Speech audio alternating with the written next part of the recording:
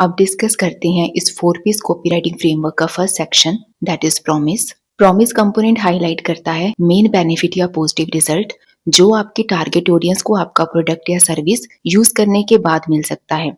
जब भी रीडर कोई प्रोडक्ट या सर्विस देखता है तो उसके दिमाग में फर्स्ट क्वेश्चन यही आता है कि मुझे इससे क्या फायदा होगा, जिसे कॉपीराइटिंग की लैंग्वेज में हम कहते हैं WIIFM, what's in it for me.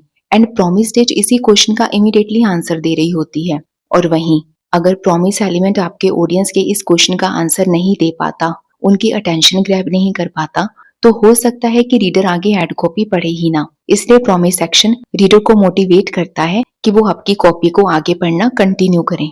तो प्रॉमिस कंपोनेंट को अच्छे से लिखने के लिए ध्यान रहे कि ये क्लियर हो, आसानी से समझ आने वाला हो, स्पेसिफिक हो, टारगेट ऑडियंस की नीड्स और प्रॉब्लम से डायरेक्टली रिलेट कर रहा हो। प्रॉमिस सेक्शन का प्राइमरी फोकस प्रोडक्ट इंट्रोड्यूस करना या फीचर लिस्ट करना नहीं होता, इसका फोकस कस्टमर को मिलने वाले बेनिफिट या ट्रांसफॉर्मेशन पर होता है। 4 पीस कॉपीराइटिंग फॉर्मूला में पहले बेनिफिट हाईलाइट किया जाता है और उसके बाद प्रोडक्ट या सर्विस को उस बेनिफिट के सोल्यूशन के रूप में प्रेजेंट किया जाता है। और साथ ही प्रॉमिस सेक्शन रियलिस्टिक और बिलीवेबल भी होना चाहिए।